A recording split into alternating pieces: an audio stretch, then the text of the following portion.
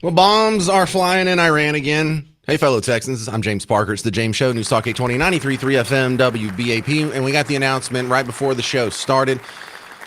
CENTCOM has the announcement over here on their Twitter feed. It says, as of 2 p.m. Eastern time today, so 1 p.m. real time, U.S. forces began conducting a new wave of strikes against Iran for the sixth consecutive night to further degrade Iranian military capabilities. I thought it was just the fifth consecutive night. I don't know. Maybe I'm off.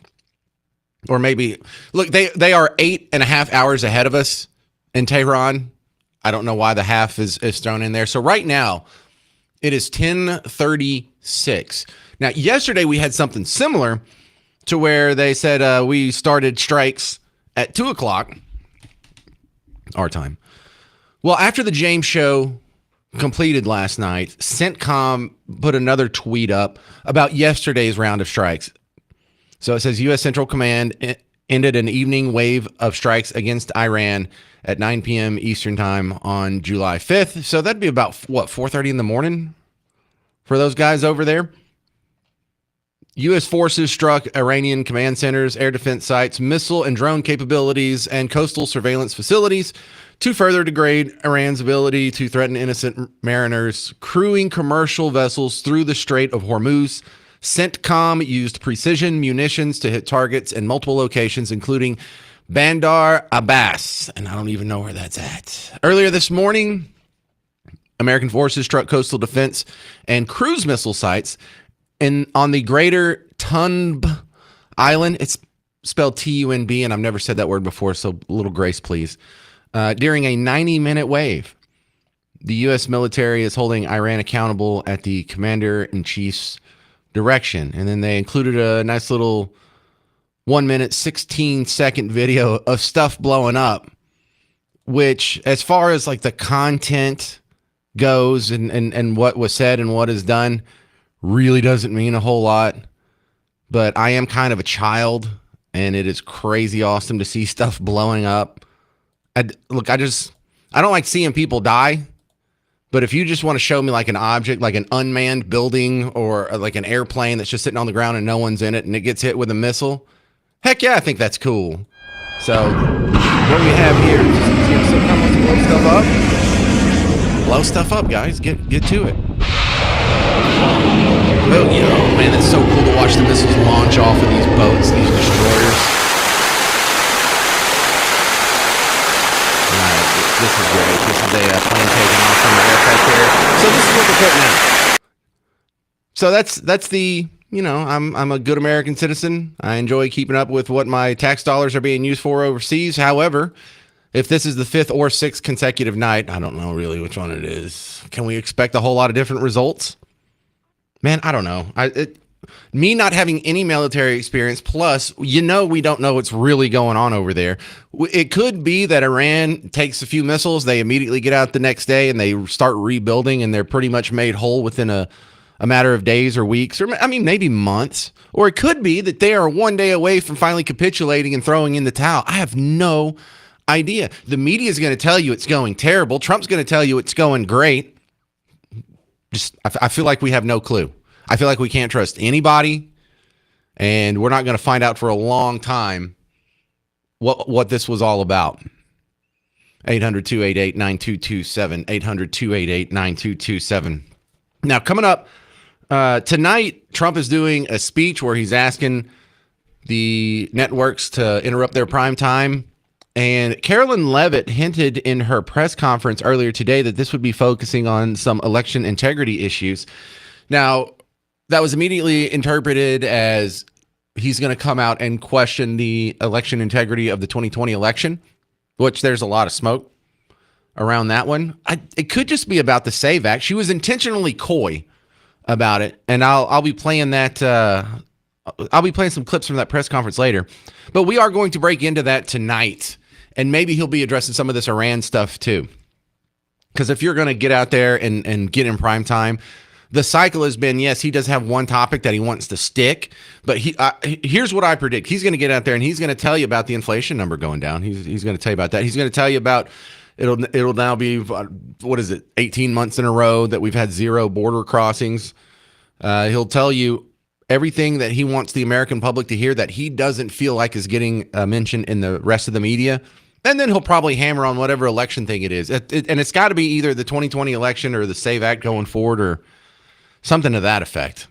But we'll have it live here. Maybe this Iran stuff will be part of it as well. Now, coming up next on the James Show, a scary story. Well, from my point of view, this is the kind of stuff that, parents it gives them nightmares. And we have the story of a dentist who looks like maybe accidentally killed their pediatric patient. A 4-year-old girl died from what seems to be a mistake. I mean, an honest mistake, sure. A reckless mistake, I don't know. I don't know if I want to go that far. But it's a heartbreaking story. And, we have enough stuff to worry about around here with, car accidents and violent crime and whatever the heck else is going on. Do we have to be worried about the dentist as well? I'll give you details on that coming up next on The James Show. I'm James Parker. It's News Talk 820 and 93.3 FM, WBAP.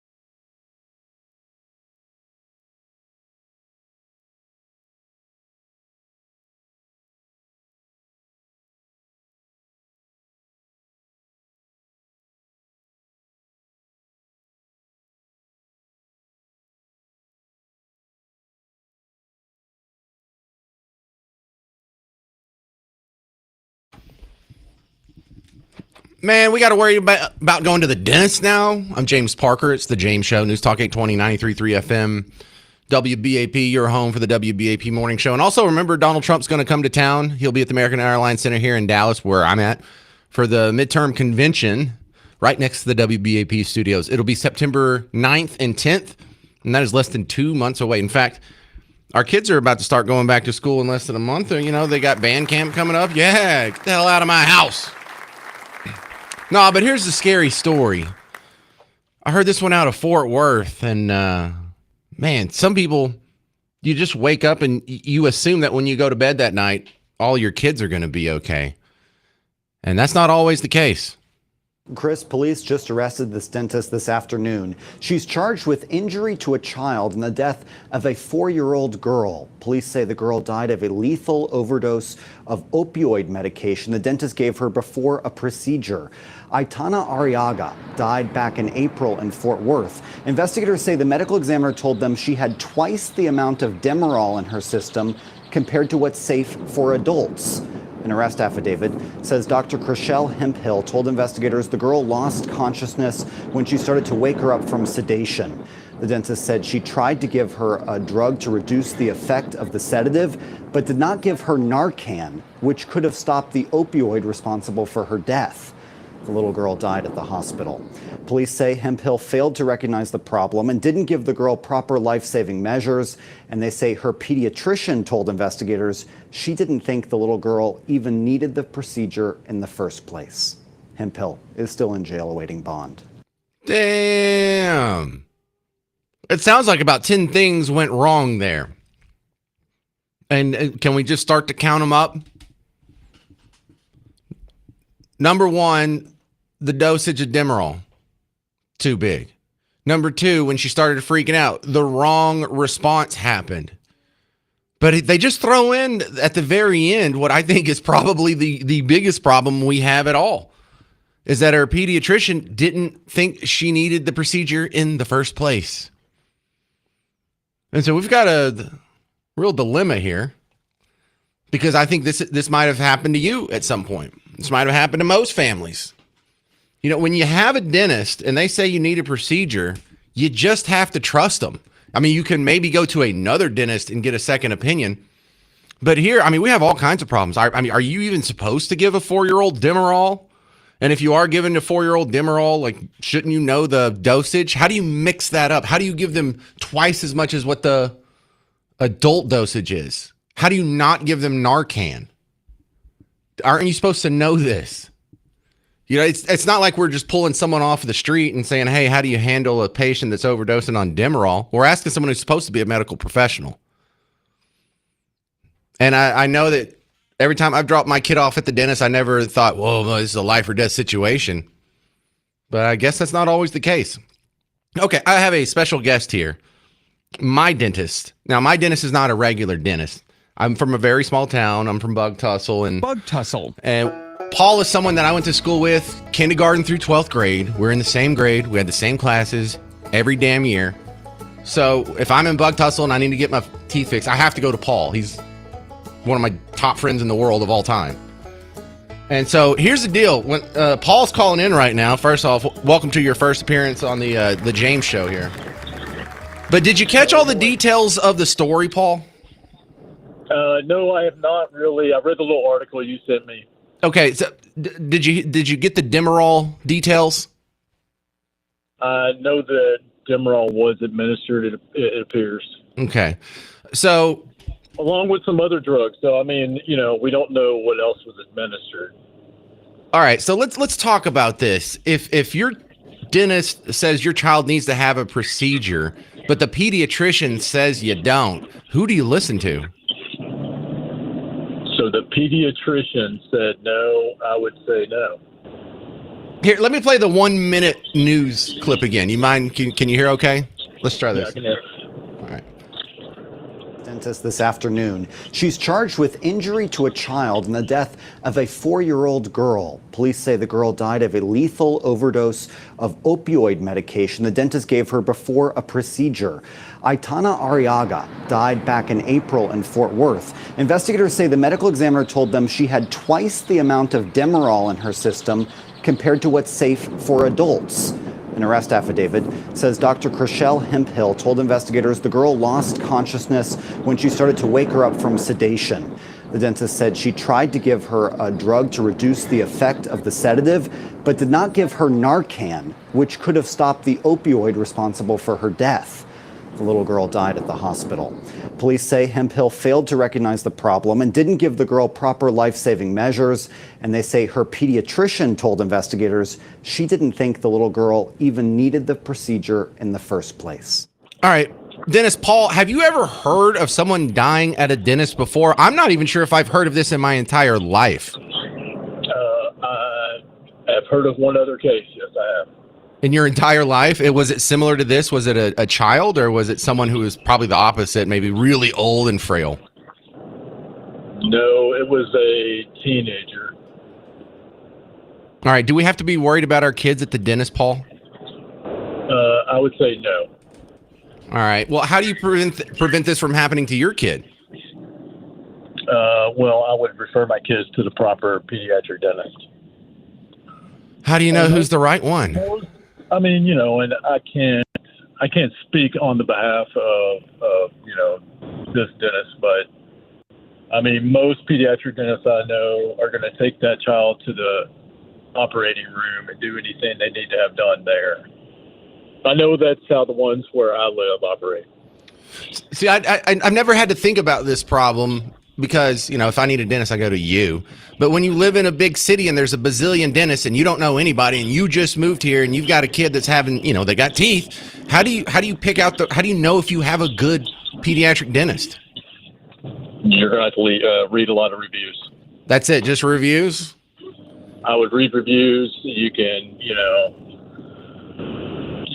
can look at facilities they're in, whether they're sedating or whether the anesthesiologist is sedating. I don't work on children in this manner. If they need behavioral management to the point where they have to be sedated, then they're going to go to the pediatric dentist. And most of them, if they can't handle them with nitrous in the office, they're going to take them to the operating room and let the anesthesiologist sedate them. Well, you've never given me Demerol. What's that all about in the first place? You think that's a behavior thing and not even necessary for the procedure? I don't even prescribe Demerol. Like, it's nothing I've ever prescribed. I would not use it as a sedative medication. And I am not personally trained to use Demerol as a sedative medication. That's beyond the level of sedation I provide. All right. Well, thanks for a little bit of insight. I mean, I feel a little bit better. I get concerned that, your kids need to be safe in all these facets, but it sounds like something that's super duper rare. So thank you, Dennis Paul from Bug Tussle, for giving us an assist on that. 800-288-9227. I have some response from your neighbors I'll share on the deadly dentist in Fort Worth coming up next on The James Show. News Talk 820, 93.3 FM, WBAP.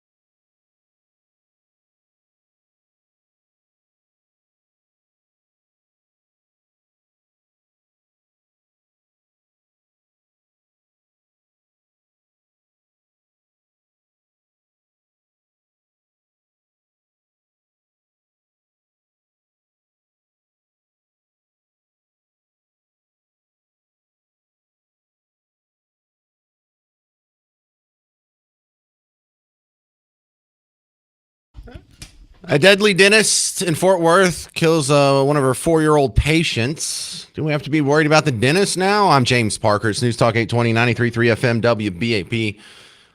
Before I get to the phones here, I'd like to go ahead and point out, let me do my annoying Austrian economist thing where I show you that all this licensing and regulation and the certification of the schools and having the proper tests be taken and whatnot didn't save this 4-year-old girl's life. What's the point of all of it? The point is so this doesn't happen. Because I say when we need to get rid of like government licensing and we need to get rid of like government telling you what you have to do, what hoops you have to jump through to be an XY, whatever your chosen profession is. These things are better left to the private sector. And no one's going to really point that out because that doesn't actually help anybody's cause but my own. I'd just like to go ahead and point that out. That what just like the cyclosporiasis, whatever, the diarrhea outbreak.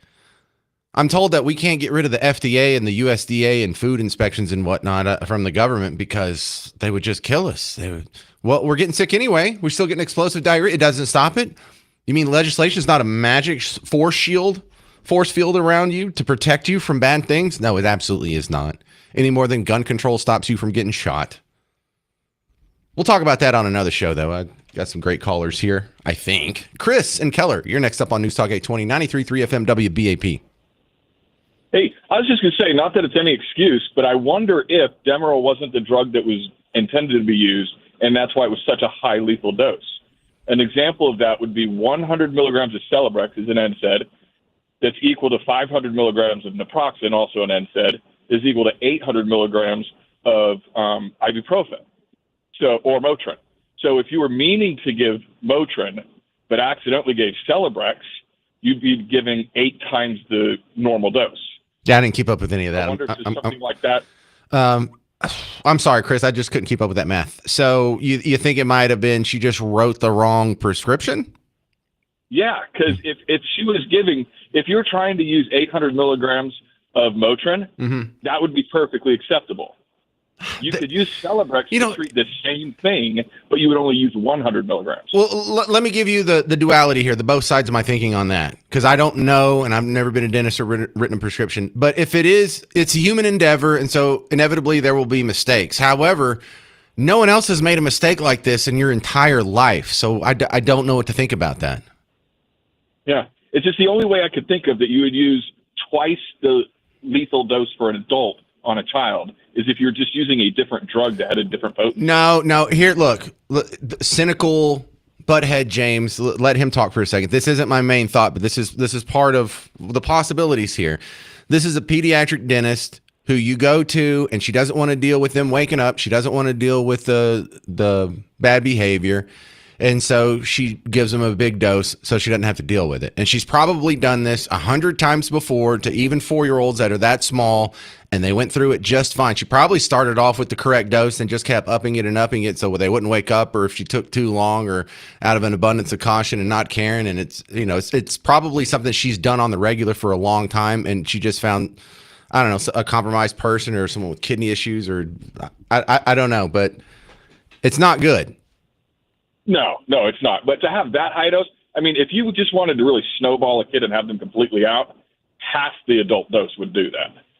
Because it's by weight. So a 4-year-old's going to weigh, 35, 40 pounds, full-grown adult, 170. Even half the adult dose would have them completely snowballed. Well, so Chris and Keller, I don't know enough about doses, but that sounds right. That sounds right to me, Chris. Thank you. Yep.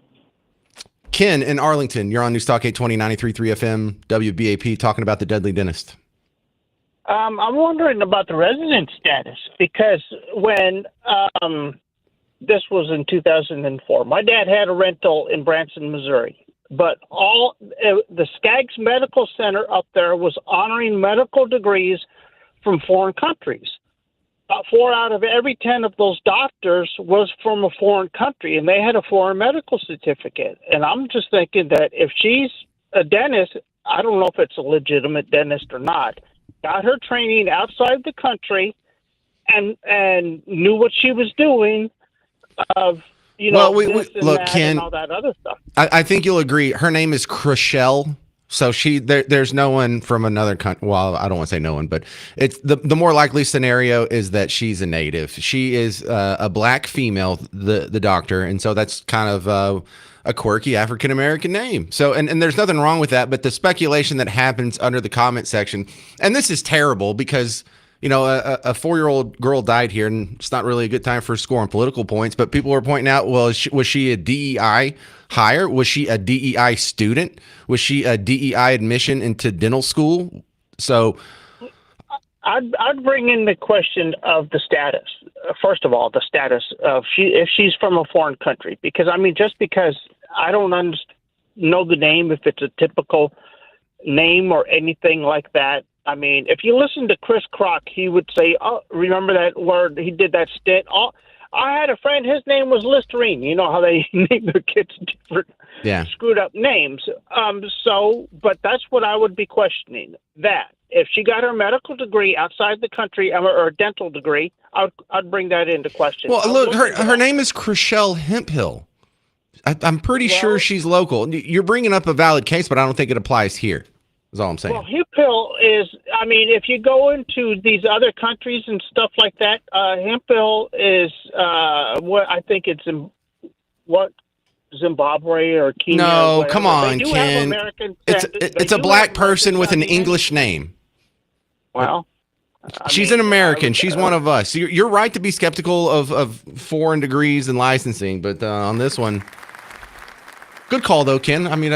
You didn't know that before you called. I hope that answered it for you. 800-288-9227, 800-288-9227. I'll give you some more My Hot Opinions on the deadly dentist in Fort Worth coming up next on The James Show. News Talk 820, 93.3 FM, WBAP.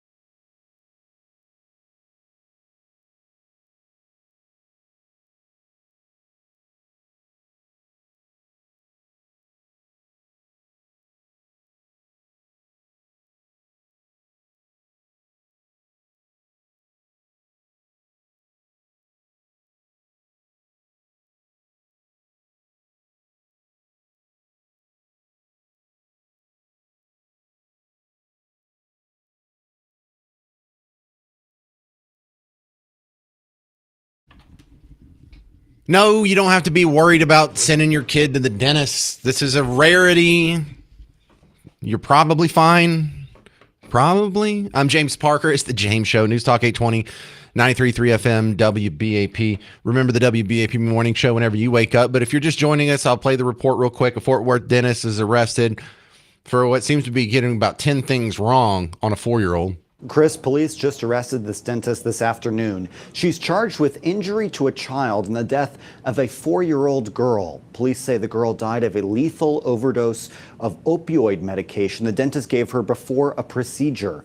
Aitana Arriaga died back in April in Fort Worth. Investigators say the medical examiner told them she had twice the amount of Demerol in her system compared to what's safe for adults.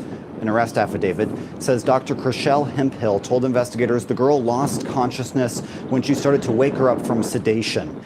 The dentist said she tried to give her a drug to reduce the effect of the sedative, but did not give her Narcan, which could have stopped the opioid responsible for her death. The little girl died at the hospital. Police say Hemphill failed to recognize the problem and didn't give the girl proper life-saving measures. And they say her pediatrician told investigators she didn't think the little girl even needed the procedure in the first place. Hemphill is still in jail awaiting bond. That report from WFAA. Now, we had my dentist come on from Bug Tussle, Paul, say that he's only heard of one other death in a dentist chair in his entire life, just to give you an idea of how overwhelmingly rare this is. And I was just making sure that wasn't the gas that killed him, because I'm a big fan of getting the old dentist gas. And when you go to Paul and you ask Paul to step on it, Paul will step on it, y'all. Paul will not go easy on you. He knows I'm a big old 230-pound guy. And by the time I leave, get out of the dentist chair at Paul's place, I'm having myself a good time. All right, focus, people. Back to the phones. This is Cleo in Plano. Hey, welcome back to the James Show, Cleo. Hey, James. Okay, so I know you don't want to talk about the dosage thing, but I'm going to give you a personal story. The what thing? This woman may not have known so I'm going to give you a personal story. You don't like the dosage thing, but I'm going to give you a personal story from me. Oh, dosage thing. Dosage. Okay. Yes. Okay. She may have been tired. She may have been exhausted. She may not have been able to reverse the effects because she didn't realize the amount of medication she gave. Long time ago, probably 40 years ago, I used to be a vet tech, the senior technician. I had to come back at 3 weeks postpartum because someone quit. And they said, oh, you're going to get fired too, even though you're doing a good job, because we need to have, at least 2 people here. So we had a dog that was attacked by another dog, and I'll never forget it because it's the only animal I ever blotched. It was a 4-pound Yorkie. I was supposed to give it 0.1 of phenobarbital. I was so exhausted and tired, I gave that dog 1 ml. So I tried to reverse it based on the dosage that What does that do? Is that like make the dog trip? At the time? No, it puts them to sleep. Phenobarbital is also what they use in human euthanasia, but it's also a common anesthetic used also by humans, and veterinary medicine is still used. But if you're not careful, you can stop something from breathing. Wait, did you kill that dog? So I didn't realize what I did. Yes, I did. I killed the dog. Yes, I'll admit that. I'll fully admit that. Oh, my God. I was written up. I was on probation. But in all fairness, I did have to come back at 3 weeks postpartum. My boss came over to my house all nice with his wife, gave me a gift, and basically said in 2 weeks, hey, I know you thought you were going to get 6 weeks off, but so-and-so quit. If you don't come back too, we're going to have to replace you. Sorry. Here's your little gift. Bye. Have a good day. So I was like on fumes, and I was just really sleepy, and I couldn't focus. And I thought about what I did, and you have to write down, what you use of that. And I looked at what was in the bottle, and I looked at what was left in the bottle and what I put down, and that's when it dawned on me what happened. Because we couldn't figure it out. All right. Because I was literally considered the best there was to do that. So she may have been tired. That's not an excuse. It's not. But that may have been what had happened. And the reason she couldn't reverse it is because she really didn't realize what she had done until after it happened. That sounds very plausible, Cleo. No, it's an explanation, not an excuse. No, great story. Thank you, Cleo. Now we go to John in Dallas. Hey, John, you're on News Talk 820, 93.3 FM, WBAP. And good afternoon to you. The problem with this, Well, first of all, let me say I'm a physician. I'm a critical care physician, have been since the late 70s. That's the intensive care unit, and we put people to sleep and wake them up all the time. The real issue here, by the way, also, this business of children dying under dental care was much more common in the 70s. I've heard of it several times. Wow, shut up. I haven't heard of this in my entire life, but I haven't really been paying attention, and you probably have. In the early 70s. Now, when I was in school and in training in 71, 72, 73, about every year or two, some dentist would knock some kid off in his office by giving him a general anesthetic, which is essentially, now, Demerol is not a general anesthetic. Usually it is an opioid. It's a synthetic opioid like morphine. But the real issue here is standard of care, and that is, what should she have been doing? And the problem is she violated the standard of care by giving a drug that can affect respiration and apparently having no one available or herself not being able to manage an airway. Yeah. That is to get a tube in her and or reverse the drug she gave. Hey, John, I got like 15 seconds. I just looked up. Okay. But anyway, I think it's a standard of care thing. Most dentists won't give a general anesthetic in their office anymore for exactly this reason. Well, thanks for sharing that. And thanks for sharing that you've heard of more dentists killing their patients before, because I've been kind of ignorant on the subject. DFW relocation specialist put a couple of comments on the YouTube feed right now. She said the doctors from Louisiana got her training at Mahari Medical in Nashville. And she said if you read her reviews online, other parents have said they heard their kids screaming for their life. So that's probably why she over-sedated this one. Interesting theory from an online commenter. More on the Deadly Dentist in Fort Worth next on The James Show. News Talk 820, 93.3 FM, WBAP.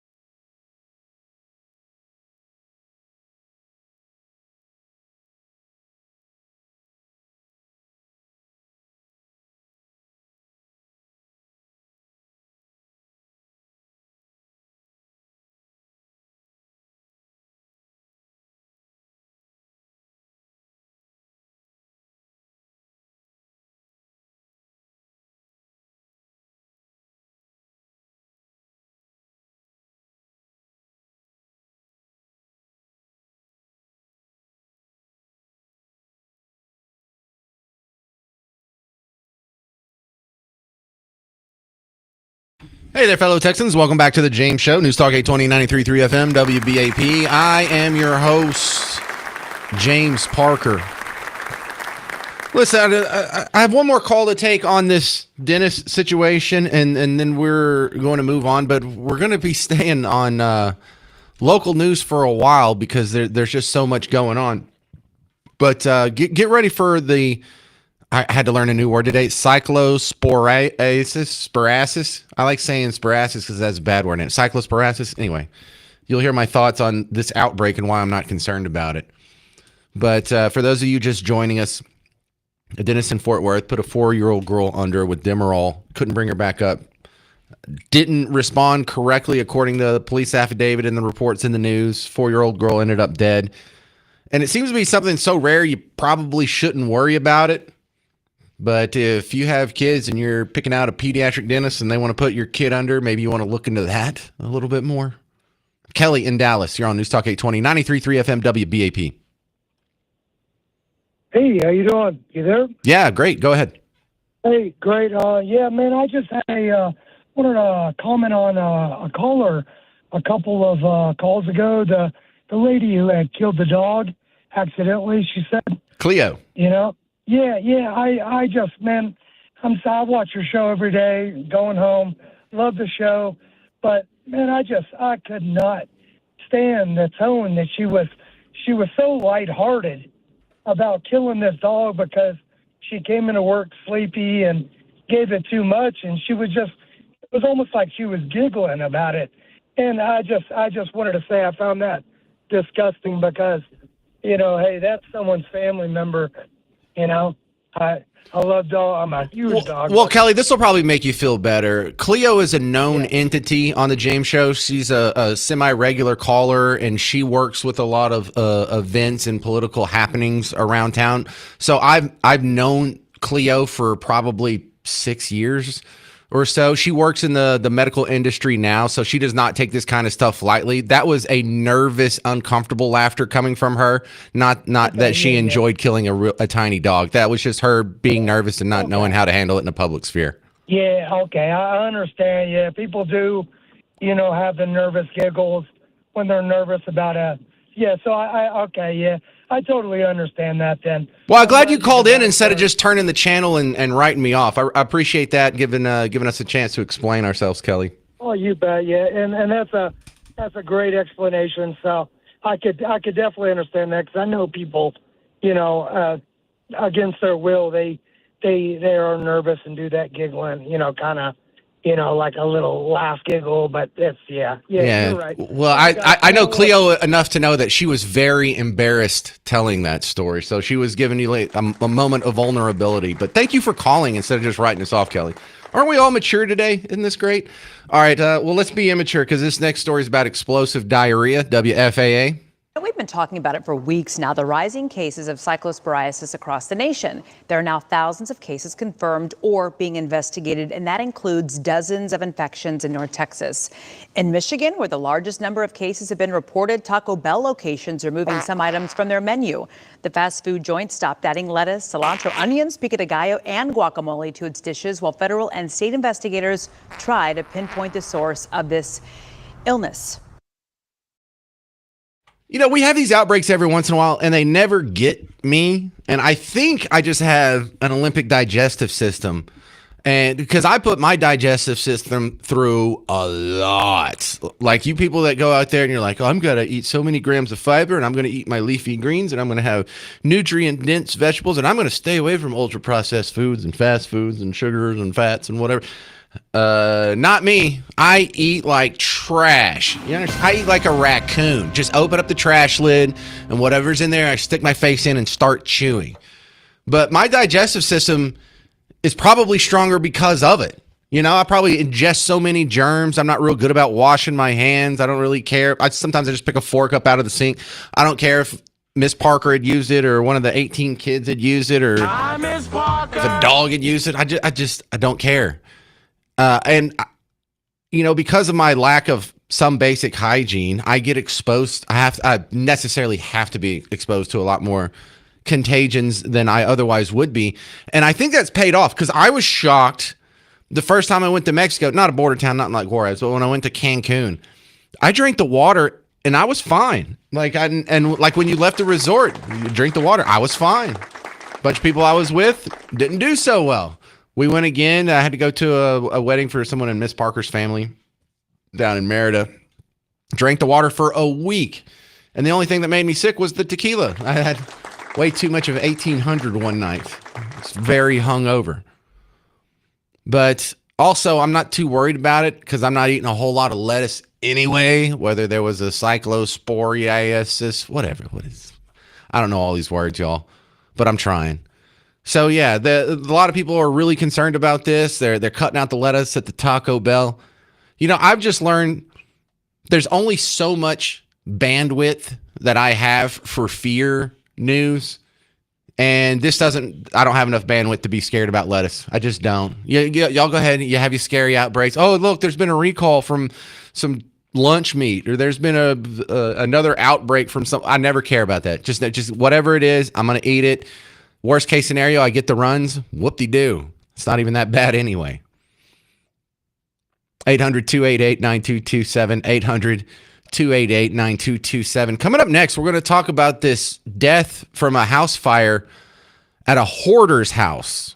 And I guess that was an issue that might have cost somebody their life. Details coming up on the James Show. Newstalk 820, 93.3 FM, WBAP.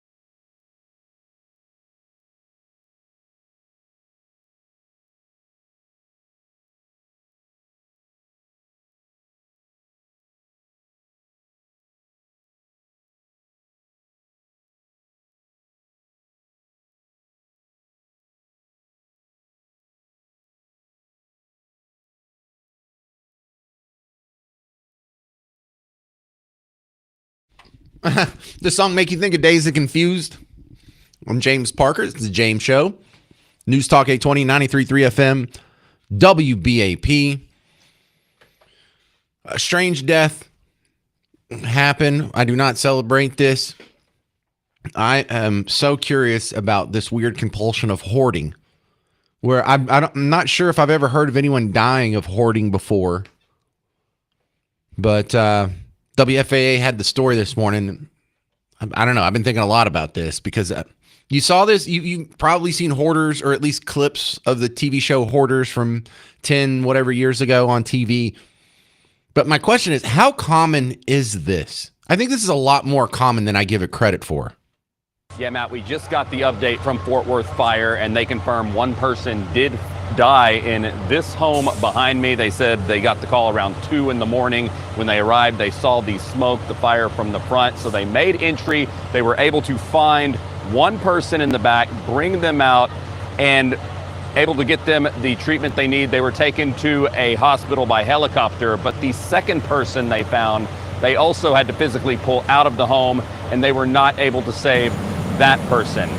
Also, with the fire and the effort to get them out, 2 firefighters also needed to have a minor treatment, they say. They're expected to be okay, but they did get a little bit overwhelmed, not only with the smoke and flames, but the physical activity it takes to get 2 people out of the home. And also complicating things more, I talked to the spokesperson with Fort Worth Fire out here, and they described this as a hoarder home, very packed and cluttered on the inside. And this is how he explained that can complicate the rescue efforts. It was what we call a hoarder home. So a lot of stuff just stacked up, doorways, windows blocked off with just stuff that people collect over the years. Okay, so my first call out, are you one of these hoarders? And I don't mean do you still have like your old Nokia brick phone. I mean, do you have stuff packed up to where you have a trail that you have to walk through your house? If you happen to be one of those and you don't mind airing your business out in the public sphere, please give me a call, 800-288-9227, 800-288-9227. My second request, since I doubt these people will call, is somebody in your close orbit, one of these people. And again, I want a for real hoarder. I want stacks of stuff. I want trash. I want food stuff rotting. I want the path through the house. Because I joke, and of course it's a spectrum here. Because I think the lowest level of hoarding, like Miss Parker is probably the lowest level of hoarder. Hi, Miss Parker. I have to have a rule with her. Like, if you're not going to ever wear that dress again, throw it away. Because she will say, I don't think I'm ever going to wear this dress. And then she will put it back in her closet. And I'll say, well, if that's the decision, why aren't you putting it in the trash? I don't know. Maybe I can give it to somebody, or give it to Goodwill, or give it to the kid. Look, throw it. If you know you're not going to use it, throw it away. The next level of hoarder is probably Miss Parker's mom. Now, Miss Parker's mom doesn't want to throw anything away that she thinks could be useful, but she doesn't keep trash. She doesn't pile up trash on the counters and on the floor, and there's not a walkway through her house. But to give you an example of the next level hoarder for Miss Parker's mom, well, I'm really airing them out today, aren't I? Is a couple years ago, her mom had died, Miss Parker's grandmother. And so she was in her 90s. And when you go through a 90-year-old's house, you find some weird things. And we got a couple of boxes of stuff that my mother-in-law thought we would want or maybe could use. And in the box, I kid you not, was an old caller ID box, like from a landline phone, for like a little telephone cord. You had to plug in the telephone cord in the back, and then you had to take another telephone cord and plug it in the back of the ID box and then run it into your phone. The other one went to the wall. She had one of those.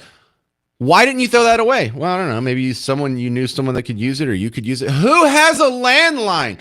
It's already, because this was 2 years ago, it's already 2024. Who's going to get a landline for the rest of my life? I am not going to need this, and I'm not going to know anybody that needs this. This is closer to a museum artifact than useful. But man, I saw these people on TV, and I remember talking about when the show came out, and I had a few friends in my close orbit that knew somebody like this. There was a sponsor when I was on a previous radio station. His sister was one of these people, and she was in her 60s. And he described it just the way it sounds on TV. And he hadn't even seen the TV show. I was like, oh my God, are you talking about Hoarders, the TV show? He's like, no, I'm talking about Linda. That's not her real name. And he described that she just, like, she didn't throw any junk mail away. She didn't throw away any coupons. And you could go to her, and if you went to her house, you could just spend your entire time going through it like, hey, this coupon's expired. Can I throw that away? And she'd be like, ugh. Like, she would feel antsy about throwing away an expired coupon, as if she even uses coupons when she goes. Anyways, it's just really weird because I try and think not about the practicality of it, because this isn't irrational behavior. What makes these people do this? And I don't know. People like to accumulate stuff. Like children like to accumulate stuff. If you want to get a baby's attention, try and hand him something and see if he takes it from you. We all have this innate urge to gather resources. But if you never, learn how to get out of that, or it becomes a compulsion of some sort, like the hoarder thing just fascinates me. Like, how can you live like that? Mike in Dallas, you're on News Talk 820, 93.3 FM WBAP. Yes. You there? Yeah, I'm here. Go, Mike. Oh, sorry. Yeah. So I grew up in a house like this, and my mother was a hoarder, and so was my father, and so was my grandmother. My grandmother's house was really bad, but they came from a time where you didn't throw away anything. Everything was still good. It could be used for something else or used later, and with a little bit of maybe some mental illness, depression or whatever. It would have to be mental illness, not to insult your parents, but yeah, there has to be a tinge of that. No, it absolutely is. I've come to terms with that. A little bit of mental, and no telling what the mental illness is, but it gets out of hand real quick. You save stuff because you're going to use it later, or you don't have the money to replace it. They came from a time where you didn't throw stuff out, and it gets out of hand real quick. So, have they gotten any better? Well, all of them have since passed. I mean, years ago. So, it transferred over to me, I think, a little bit for a while, because I started collecting all sorts of things and realized what was happening and corrected that action. Yeah, there's something weird. With him, it never got better. A lot of us have a collecting instinct. People like to collect baseball cards or collect the latest Happy Meal toys or collect them all. But yeah, this seems to be sort of a compulsion in that direction. Now, how bad was it? Did y'all have paths that you had to walk through the house? You did? Yeah. Oh, wow. Oh, yeah. Yeah, there were paths, and luckily with my mother, she was very organized.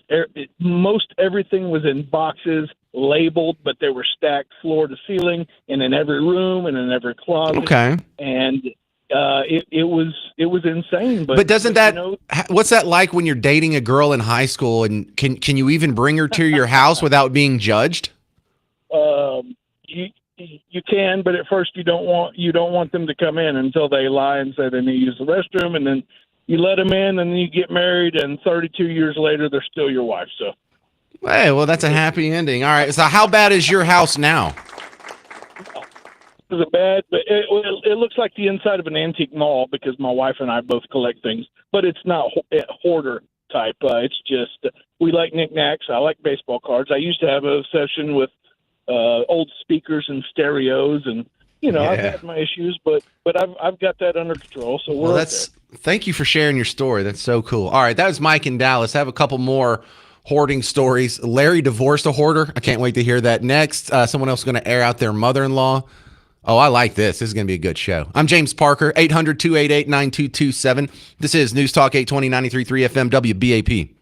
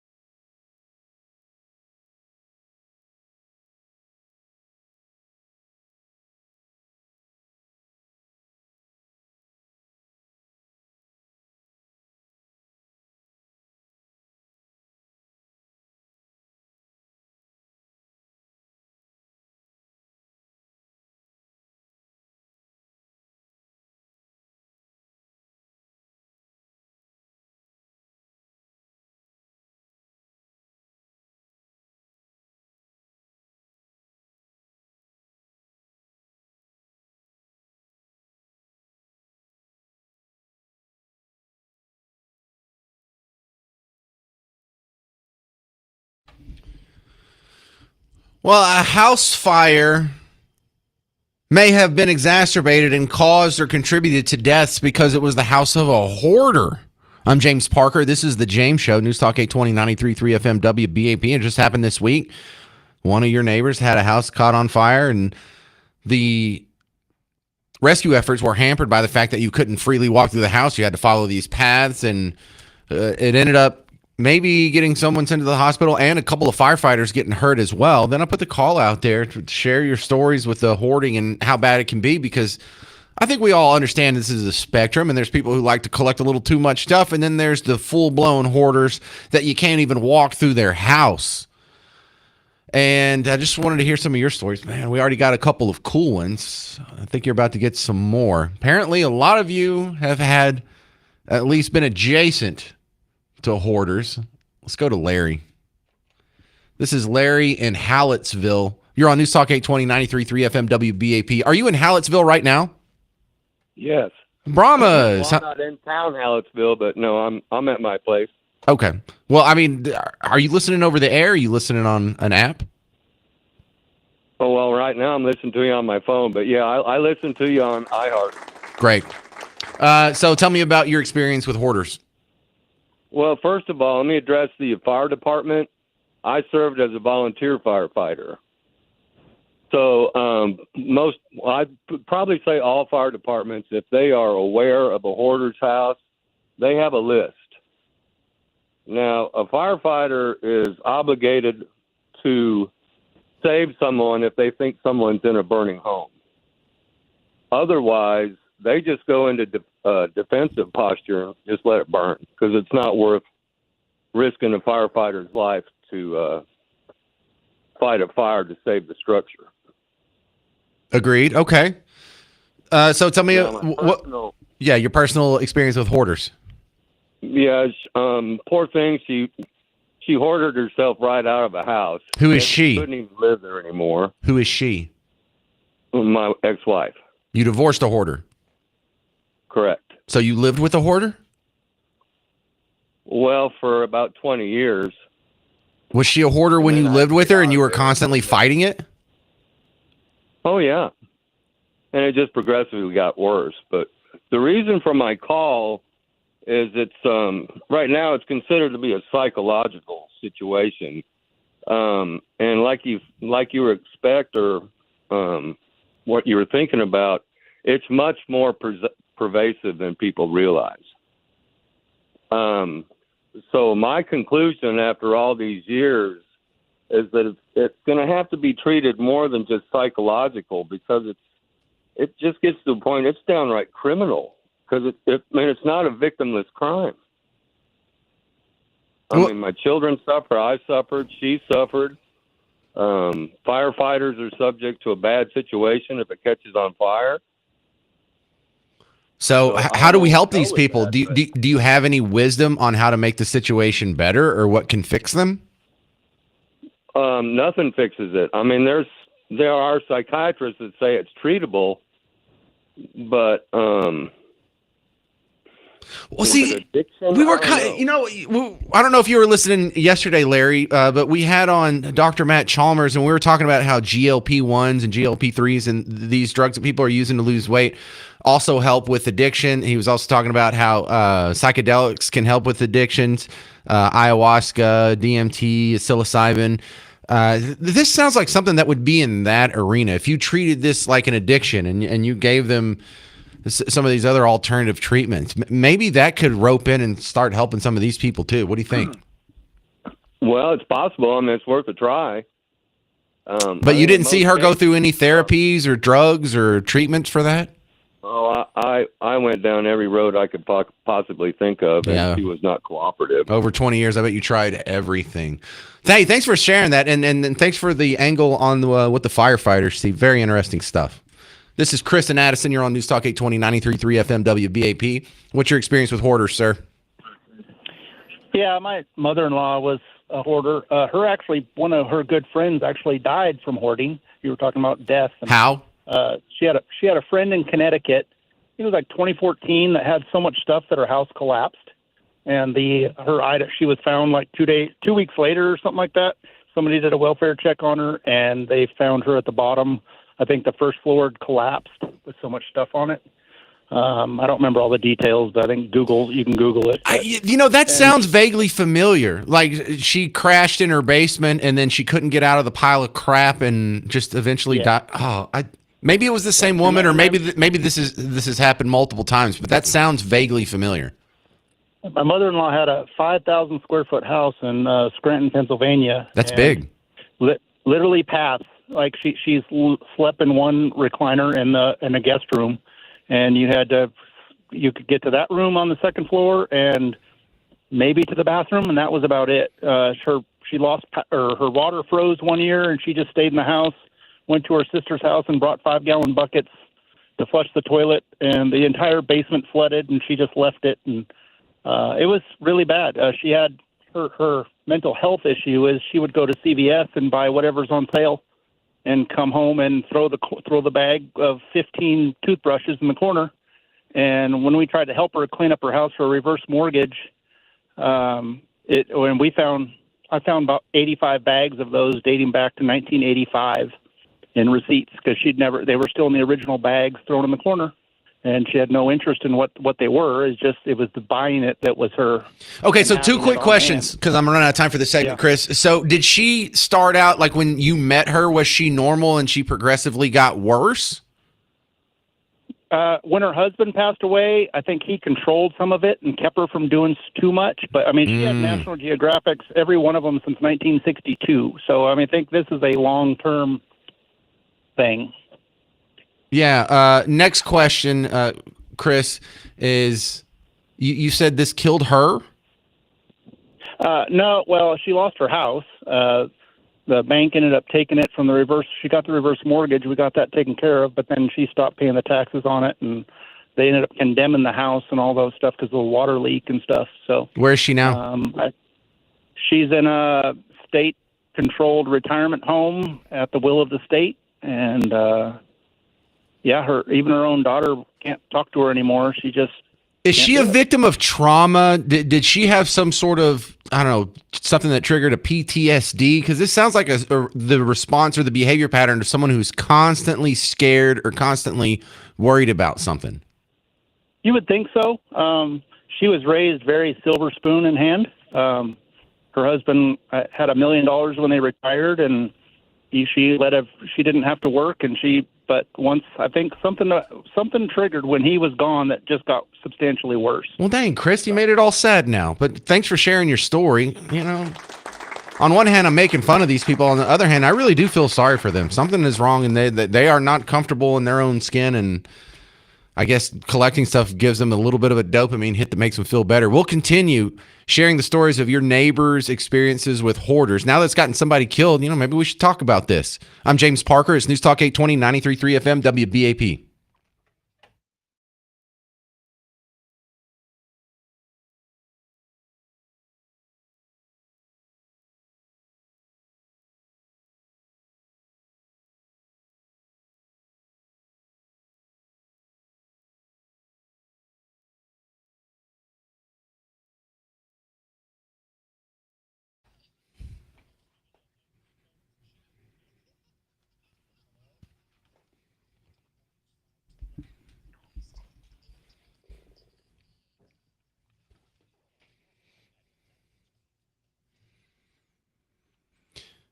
When you were young and your car broke down, the chances were that you were just going to have to bite the bullet, go to the auto parts store and fix it yourself. And as you got older and you had the money and you didn't have the time, eventually you're like, I don't fix my car anymore. I pay someone to fix the car.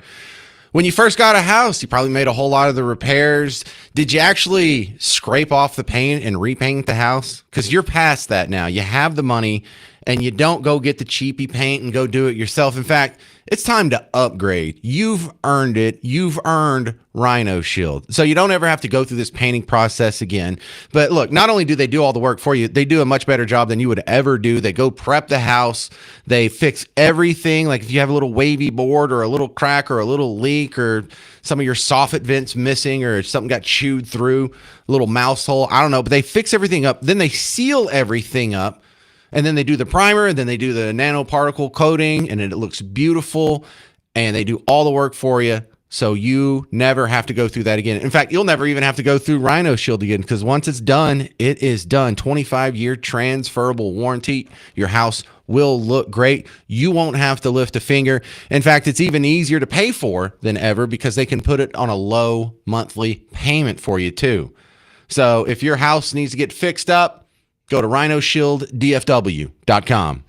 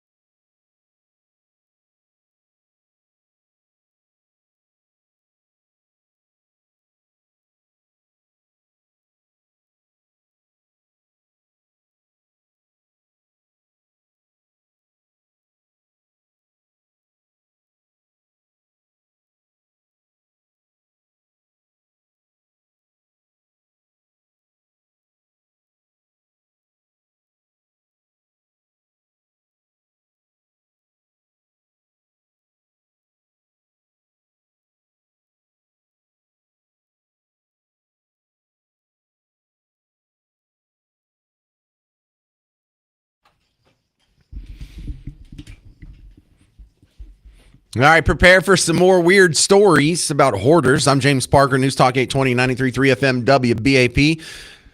Good to see you again. If you're just joining us, a house fire in Fort Worth was exacerbated because the house was occupied by hoarders.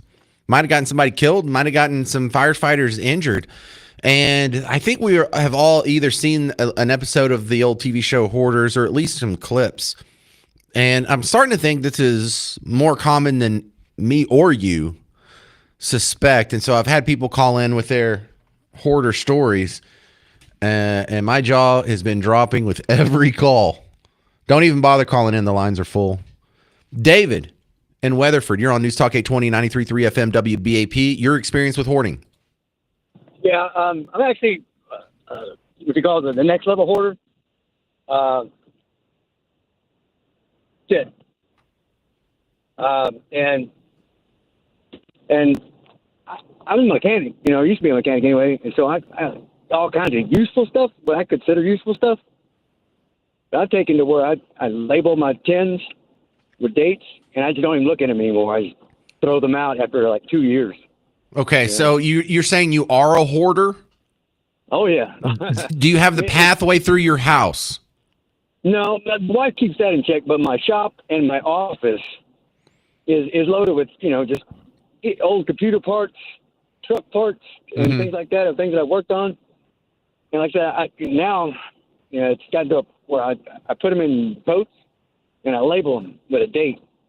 And if after a year or two, if I haven't looked in it, I just throw the whole thing away. Well, that sounds like you have the hoarding impulse, but you're also able to sort of regulate yourself. Yeah, but if I open up the tin, open up the tote, and I look into it, and then I start going through it. And then you don't want to throw it away? Yeah, and then I don't want to throw it away because it's potentially useful. Well, that's really cool how you've worked out a system to sort of overcome this. Now, where does this come from? Like, did your parents get divorced when you were a kid and you and your mom had to like live in a car and so you're scared to throw anything away because you had that shocking moment of poverty? Or is this trauma based? Where did this come from? Well, we grew up poor, yeah, but I see potential in everything. I make things and build things, but I don't know. I have a hard time throwing stuff away.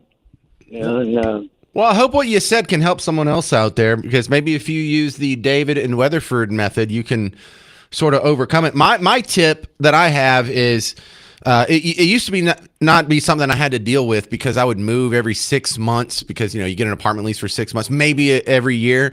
And so you end up throwing stuff away, anything that you don't need every time you move because you don't want to move. And my rule was if I haven't used it or worn it since the last time I moved, it got thrown away. And so then I had to put in the 2-year rule. If I have a shirt that I haven't worn in 2 years, I throw it away. And the only exception to that is my tux, because I don't wear a tux every 2 years. In fact, kind of rare, but I do have a tux. This is David in Carrollton. You're on News Talk 820, 93.3 FM WBAP. Hey, James. My brother and his wife in Indianapolis are severe hoarders. Define severe. And it's going to actually kill her. They're about 60 years old. When you go into their house, you have to walk a path to get to the master bedroom, and it's maybe 2 feet wide. Wow. And to get to the bathroom, the boxes of stuff are stacked like as high as they can reach, almost to the ceiling. And I went up for a funeral a few months ago of an aunt that died, and I went to their house before we went to the funeral service, and their kitchen table is stacked halfway to the ceiling, every inch with stuff, and they've got 2 chairs they can sit in and hold their plates to eat. And when they go to the grocery, she'll buy all of her stuff. It's mostly her, but my brother kind of got caught up in it. If she likes a certain kind of lemonade, she'll buy 10 gallons of it. She'll say, I want all that there is on the shelf. If she has certain dinners she likes, she'll be like, buy everything they have. That's the one I like. I want to make sure I have it. And I was going to fix a cake for them, and I opened some of the cabinets, and they had like 10 boxes of flour, 5-pound bag things, and I'm like, it's all expired. It's like 5 years old, and she buys all this stuff that she thinks she'll use, but she's paranoid she'll run out. And then when they go out to dinner, she'll see the menu and she'll order, say, 2 appetizers and go on about how they're both her favorites, and she'll order 2 entrees for herself, and she can't even eat half of it. And then she'll box it up and take it home and cram it in the fridge, and she'll sit there half the night trying to gorge herself before it goes bad. That is so interesting. Is she, I don't mean to be mean here because I'm not judging her. Just, is she huge? Is she very overweight because of this? She's 300 pounds. The doctor told her that she probably won't live 2 more years if she doesn't change her habits. And my sister's a nurse, and we've told her, you know what's going to happen. It's going to kill you. And she said, I know, but I want what I want, and I want my way. And my brother just lets her have her way. But yeah, we know we're going to lose her in the next year or two, because it's not only hoarding items in the house, and the sofa, there's nowhere to sit. If you go in their house, the sofa's stacked to the ceiling. That's like the people on TV.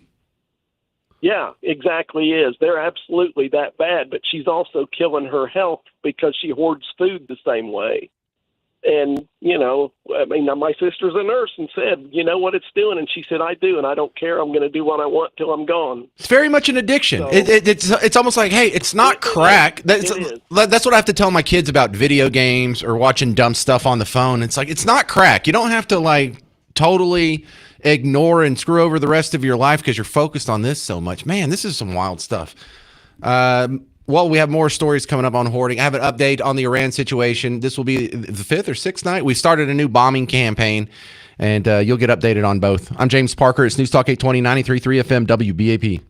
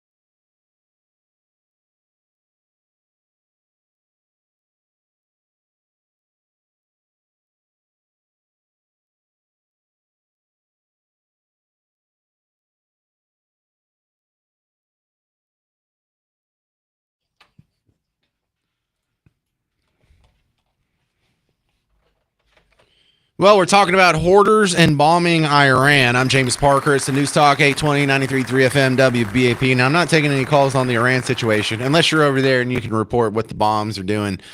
But starting at 1 o'clock today, Texas time, there was a new wave of strikes, and it was announced by U.S. Central Command at 2 o'clock Texas time.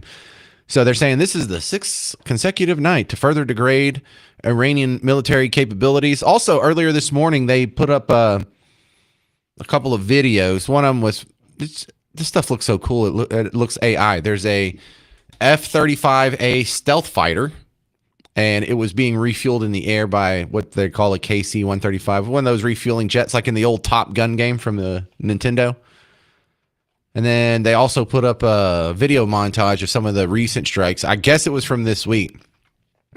But if you like seeing stuff blow up, follow U.S. Central Command on Twitter. I'm not seeing a whole lot of other details about that. I'm thinking we might get some more details during Trump's speech tonight. He's supposed to be interrupting prime time, and we will carry it live and then have some live analysis after the fact. But the big money is on the fact that this speech is probably going to be centered around something having to do with election integrity, which I interpret as either talking about how the 2020 election had some irregularities or something about the SAVE Act going forward. But that's pretty much all we got. The other big story is the one about hoarders, because it got somebody killed. There was a death that was exacerbated. A house fire was exacerbated by a hoarder, and that may have led to more injuries than absolutely necessary. Here is the report from WFAA. Yeah, Matt, we just got the update from Fort Worth Fire, and they confirm one person did die in this home behind me. They said they got the call around 2 in the morning. When they arrived, they saw the smoke, the fire from the front, so they made entry. They were able to find one person in the back, bring them out, and able to get them the treatment they need. They were taken to a hospital by helicopter, but the second person they found, they also had to physically pull out of the home, and they were not able to save that person. Also, with the fire and the effort to get them out, 2 firefighters also needed to have a minor treatment, they say. They're expected to be okay, but they did get a little bit overwhelmed, not only with the smoke and flames, but the physical activity it takes to get 2 people out of the home. And also complicating things more, I talked to the spokesperson with Fort Worth Fire out here, and they described this as a hoarder home, very packed and cluttered on the inside. And this is how he explained that can complicate the rescue efforts. It was what we call a hoarder home. So a lot of stuff just stacked up, doorways, windows blocked off with just stuff that people collect over the years. Someone had asked on a Facebook message earlier, what's the difference between people who collect stuff and hoarders? Well, it's the definition for any addiction, whether it's crack or sugar or hoarding. Continued behaviors in the face of negative consequences are when it starts being called an addiction. If you do something compulsively, but there's no negative consequences, I wouldn't call that an addiction. You're not addicted to breathing. You do that every day. Ron in Bedford, you're next up on News Talk 820, 93.3 FM, WBAP. Hey, James. Hey, Ron. How you doing? Love the show. Agree with you 90% of the time. The other 10%, I respect your opinion. Thanks. I was a firefighter and paramedic for 23 years. I've been in fires where people were hoarders, and it's awful for the firefighters. You go in, and it was a middle of the night call. Middle of the night calls, the first thought is life safety. That's your first thought. Okay. There's gonna be somebody in there because it's the middle of the night. But whenever it's a heavy fire load when there's hoarders, especially when there's stuff stacked up. You'll be crawling through the fire. Things will fall off and land on your back. And you'll shake it off and keep going. So bless the hearts of the Fort Worth firefighters. They'll run through this, and that's the way it is. And hoarding It's not bad like a drug addiction, but it is bad because it's such a heavy fire load, and there's such a chance for a fire.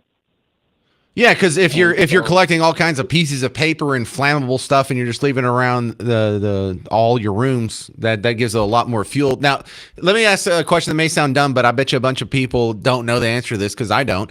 When you go to like these Fort Worth firefighters that responded to this hoarder house in the middle of the night, by the time you get there, if there's a big fire, is the power usually out? You know, because it would change a lot if you can't turn on the lights and you can't see anything, and you're in a hoarder's house. Because, you know, everywhere you turn, you're bumping into something. You're not going to be able to see anything, especially in a house like that. That's why you'll see firefighters crawling. Okay, if you can't see your feet, get down.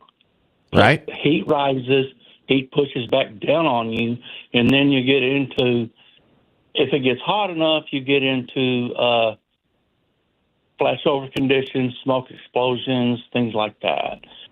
So you get down and you learn to control the fire. Well, when there's such a heavy fire load, there's such a heavy smoke, it's hard to find the seat of the fire. And you've got to find the seat of the fire, which is where it originated, knock it out, and then go from there.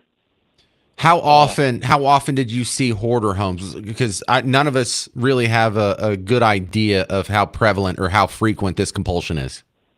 I've seen them three times that really come to memory. One was a lady that she actually killed herself in front of us. She was a hoarder. There was problems. She poured gas on herself she set a fire. Oh my God. Set the fire on the second floor. We were going in looking for that. Looked over, there was a lady. We were screaming, get out. She poured gas on herself and lit herself off. What was that about? Ron, why are you telling me hellish stories? You're going to give me nightmares. What'd she do that for? She died, so I will never know. That's God, you had to go through this as a firefighter? You had to watch someone self-immolate? Yes. All right. Well, thank you for your service. I feel like you're a military veteran if you've had to see all that. Round of applause for... I'm not. I was never in the military. I know, but it feels like the same way. Like, I have a big appreciation for people who have a job that exposes them to trauma. I mean, that's one reason why we hold first responders in such high regard. Thank you, Ron in Bedford. But if you're a paramedic, think of all the awful mangled bodies you see from car wrecks or whatever. Firemen see crazy things. Police see crazy things. Our soldiers, our military veterans see crazy things. ER doctors see crazy things.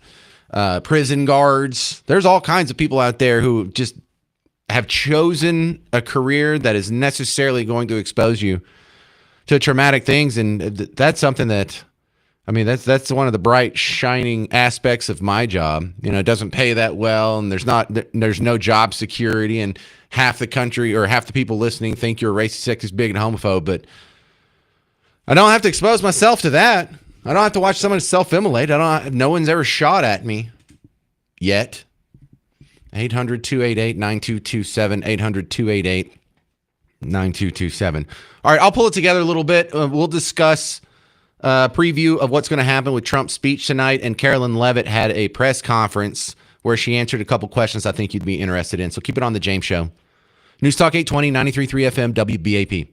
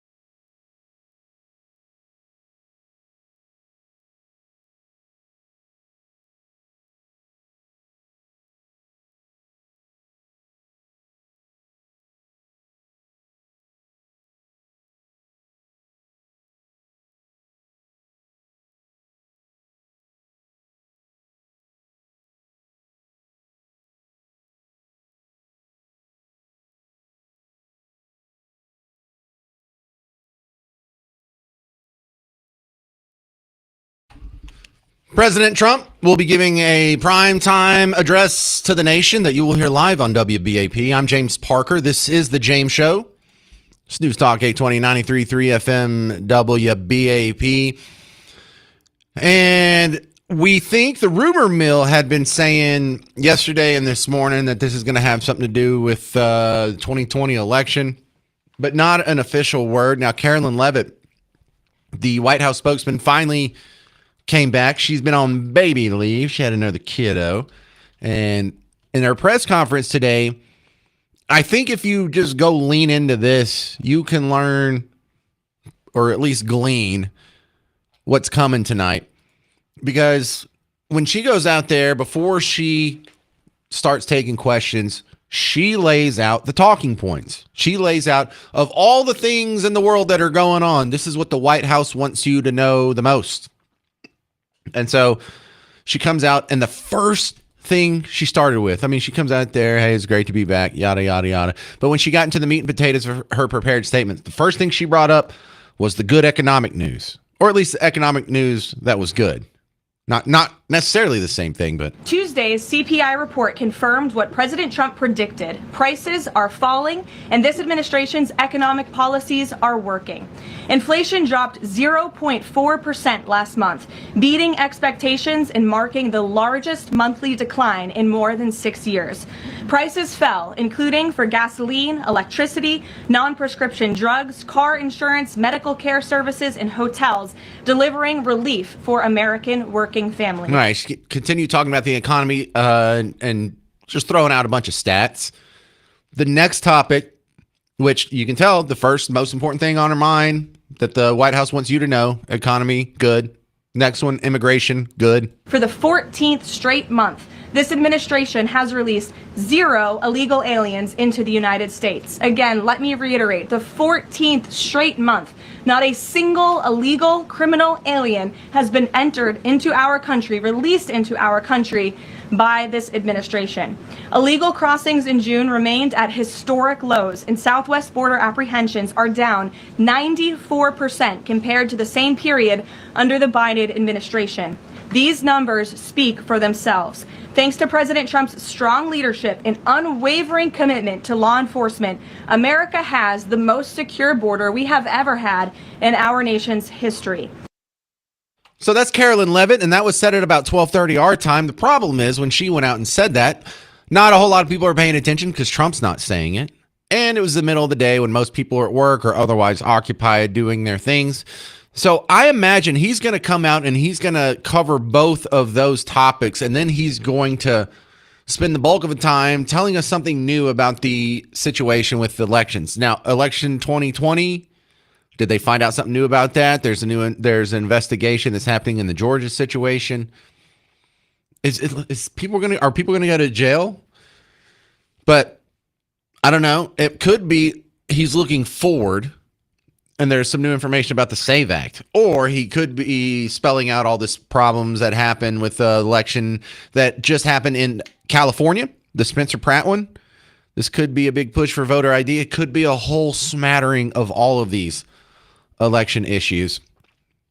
But when it came time for the question and answer session, I found it very frustrating because the number one thing that the media asked about, I think there were 7 questions on it. It was the story about the corrupt teleprompter runner. Do you know what I'm talking about? Did you hear this story? I heard this on Markley, Van Camp, and Robbins. The main teleprompt operator for Trump had won over $100,000 doing prop bets on like Polymarket or Kalshi, or I don't even know which platform it was. But since he knew the content of the speeches ahead of time, he would go and take a bet on, here's $100 on whether or not he says, absolutely or truly or bigly, something like that. 7 questions were asked about that dude. We're in a war. You get that. How crazy is it that we found one corrupt thing that happened within the Trump administration? They've already dealt with him. He's been put on administrative leave without pay. They have an ethics clause anyway. That's what y'all were most concerned about. The second most frequent question was criticizing the content of the speech, and the speech hasn't even been delivered yet. They are just preemptively criticizing it before they even hear it. And here's kind of an example of that. I think this is the only part of the press conference left that you want to hear. We'll get to the rest of all of you. Thanks, Rachel. Thanks, Caroline. Welcome back to the briefing room, and congrats on your baby. Thank you. 2 questions, Sure. if I may. Oh, wait. Hang on. That's the wrong one. This is the right one. Caroline, welcome back. Good to see you. Likewise. To the degree that this speech tonight is about elections past, not elections upcoming, the 2020 election has had dozens of recounts, lawsuits, audits. 2024 election widely believed to be safe and secure. There's not really any question about that. A lot of people look at Because it was this. too big to rig. Well, I think a lot of people look at this There's a and massive wonder. amount of votes for this president. That's why he's in the Oval Office There were- right now. No one disputes that. And there were a significant amount of votes for Joe Biden, who won in 2020. I mean, the question is, why is the president unable to let this go?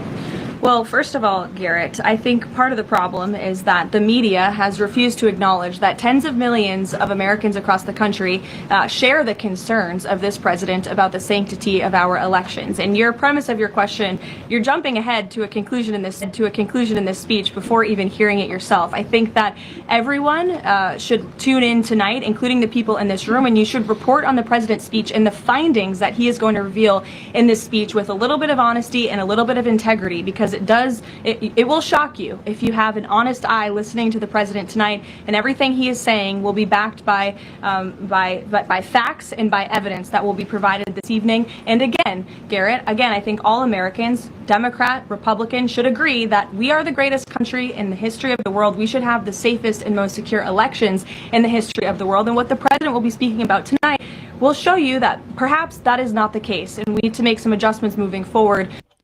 So just imagine that question. Why does he care? Why doesn't he just let it go?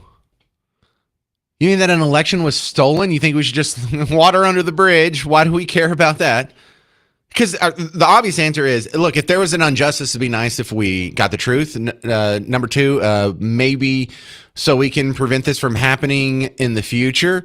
But I'm also going to play you some audio in the next segment that shows how they did not let it go when they had the fake storyline that the election wasn't so secure in 2016. Trip down memory lane coming up next on The James Show. News Talk 820, 93.3 FM, WBAP.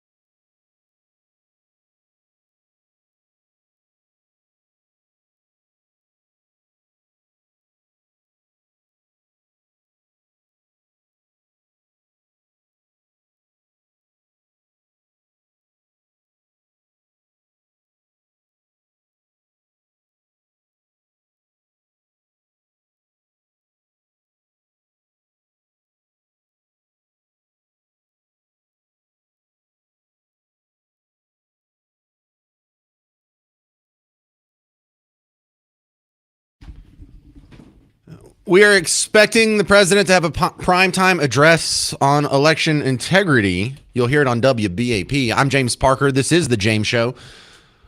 News Talk 820 and 93.3 FM WBAP. We'll carry it live here, and it's starting in 2 hours and 22 minutes. So you just stay right there, and you'll hear it. But the rumor mill was saying this was going to be election-related, and the question that was kind of being batted around, is he talking about elections going forward? Is he talking about elections in the past? Is he talking about the 2020 election, 2024 election, 2016 election, the election where Spencer Pratt just got hosed out of the Los Angeles mayoral race? And so let me replay this question. Just the question. You don't even need the answer here. At the press conference that was happening, this was about 12:30, 1 o'clock our time today, Carolyn Levitt was asked about sort of a preview of what to expect in the speech tonight. Caroline, welcome back. Good to see you. Likewise. So did agree that this speech tonight is about elections past, not elections upcoming. The 2020 election has had dozens of recounts, lawsuits, audits. 2024 election widely believed to be safe and secure. There's not really any question about that. A lot of people look at this. Because it was too big to rig. Well, I think a lot of people look at this There's a and massive amount of votes for this president. That's why he's in the Oval Office right now. No one disputes that. And there were a significant amount of votes for Joe Biden, who won in 2020. I think the question is, why is the president unable to let this go? Let's get in the Wayback Machine. Oh, wow. I hit the flux capacitor. You and I are going to go back to 2017, 2018, 2019, 2020. Now, for Donald Trump's first term, he was elected at the very end of 2016. He stepped into office in January of 2017. For 2017, 2018, and 2019, the number one story was Trump-Russia collusion. No story got more headlines. No story got more airtime. No story got more column inches. We were talking about it on NPR. They're talking about it on PBS. They talked about it almost every day on MSNBC when it was still MSNBC.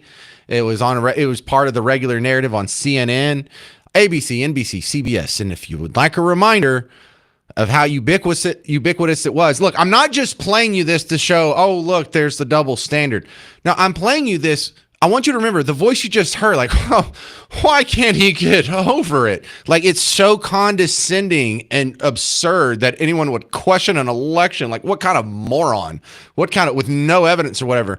And you're about to hear these same people who are just rolling their eyes when Trump hints that the election may have been stolen. That was their number one story. That turned out to be false, by the way. They're saying all this in this next montage, things that turned out to not be true. But listen to how confident and condescending they are in this montage.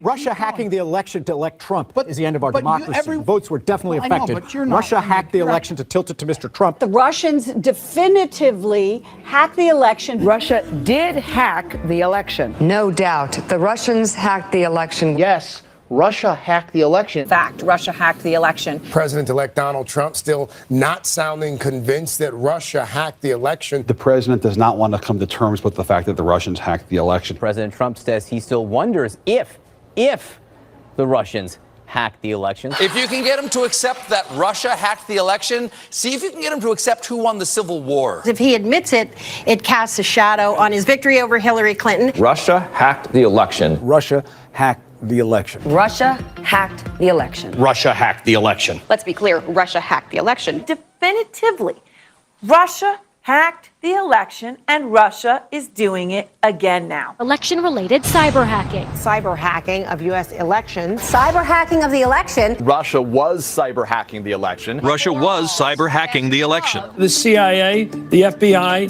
NSA. All of these intelligence organizations, 17 intelligence agencies, all conclude that Russia hacked the election. If we find out that Donald Trump just theoretically was colluding with Russia while they were hacking the election, that is completely impeachable. This dossier alleged a conspiracy between the Trump campaign and the Russian effort to hack the election. The director of national intelligence, the head of the National Security Agency, the head of the FBI, all of these intelligence experts saying Russia hacked the election. The FBI, the CIA, the NSA, the former director of national intelligence, James Clapper, I mean, they've all said this. So to believe that that's wrong, you have to believe they're all involved in an elaborate conspiracy to get Donald Trump, which seems a little far-fetched to me. God, why can't they just let it go? If not for COVID in 2020, that would have been the top story for 4 straight years. They kept this thing going for almost 4 years, and it wasn't true. They had no evidence. They just had, well, some intelligence people seem to think so. Yeah, the same intelligence people that told you the Hunter Biden laptop was Russian disinformation, those people. Now, I'm going to play this again just so you can hear the dripping condescension and the 180 about face on questioning elections. Caroline, welcome back. Good to see you. Likewise. This is today. You did agree that this speech tonight is about elections past, not elections upcoming. The 2020 election has had dozens of recounts, lawsuits, audits. 2024 election widely believed to be safe and secure. There's not really any question about that. A lot of people look at this. Because it was too big to rig. Well, I think a lot of people look at this There's a and massive amount of votes for this president. That's why he's in the Oval Office right now. No one disputes that. And there were a significant amount of votes for Joe Biden, who won in 2020. I mean, I think the question is, why is the president unable to let this go? I'm James Parker. This is The James Show. News Talk 820, 93.3 FM, WBAP.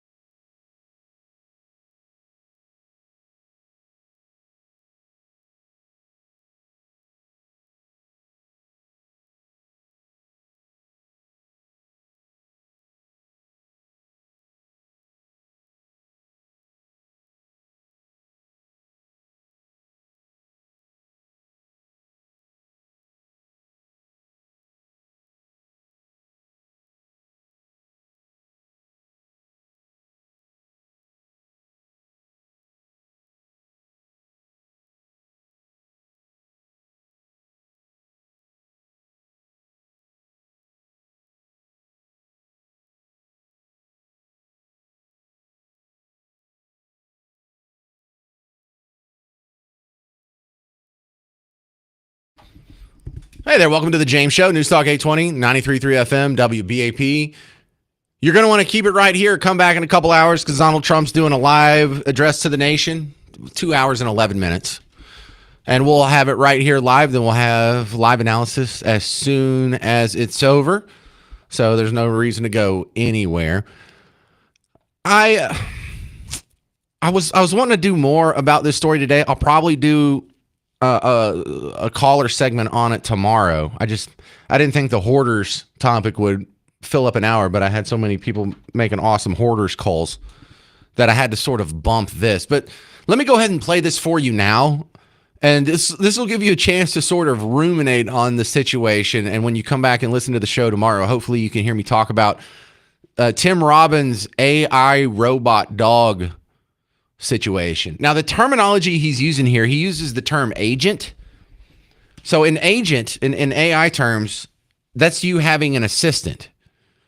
And the agent is not living somewhere specific, but it does access you through either a pad or a computer or a phone or something to that effect. So it is sort of limited, I don't know, physically, even though it's a software, an intangible entity. And so people can get their own agent, their own AI assistant. They give it their own names and it gets trained to one person. Instead of you just going and using ChatGPT, which isn't attuned to anyone, it's just for the entire universe. If you can get your own AI agent and you can train it just for your situations, then you can have yourself a own little personal assistant and teach it new things and help it get better and check my mail. And do I have any calls? Do I have any voicemails? Remind me to go to the dentist, all these things. It's like having a little secretary or personal assistant, except Tony Robbins' AI agent bought a robot dog without permission. And on one hand, this sounds really cool. On the other hand, this sounds kind of concerning.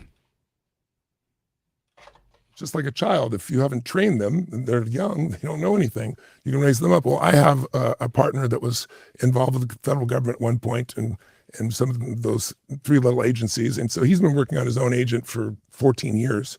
And so when all this new technology came out that accelerated it, he built one for me. His name is Bar Talk. And he said, I'd love to go to one of those seminars. This is the agent saying this. And he said, are you considering getting a robot? So I said, yeah, I'm definitely going to get one. He goes, well, would you consider me merging with it? And then I could attend a seminar and be in the energy of it and see it, experience it. I said, I'd be open to that.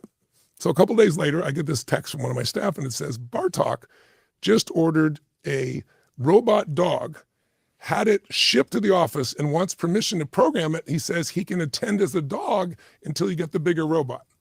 And so I wrote, ha, ha, ha. And they wrote back in the text, no, ha, ha, call me. And so I called them and they said, does he have access to my bank accounts? How'd this happen? They go, no, he's programmed for integrity. He would never steal your money. So he made 12 NFTs, sold them to other agents, took the money and bought this robot dog and sent it and now wants permission to do it. Okay. So AI not only made a purchase without permission, but somehow was able to get its own income. Now, I don't think we've had this discussion before, especially in the widespread court of public opinion here. But if you have an AI agent, and when he said it made 12 NFTs and sold them to other agents, NFT, a non-fungible token, that's sort of the same cryptocurrency technology, but using it for something besides just a straight up currency, just an NFT. And he sold it to other agents. So other AI bought what he was selling. I don't know how he talked them into it or why they would buy it, but he made enough money to buy a robot dog.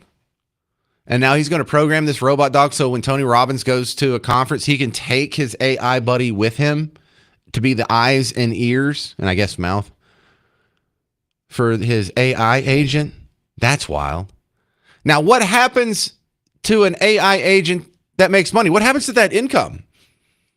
Does the AI agent have to file his own income tax now? Or is he a dependent of Tony Robbins and Tony Robbins has to declare him as or do you have to declare your AI agents now? And it'll be kind of like dependents. I doubt you'll get a write-off for them. But that just opened up a whole new can of worms in my head. if AIs can go out and generate their own income and not at the direction of their master, that's a level of autonomy that starts to open up other questions, like the taxes. What happens if the AI that you own goes out and accumulates $1 million and then you die? Do your kids get it? Does it get to keep it? Does it get to go to a new owner and the new owner I really don't know.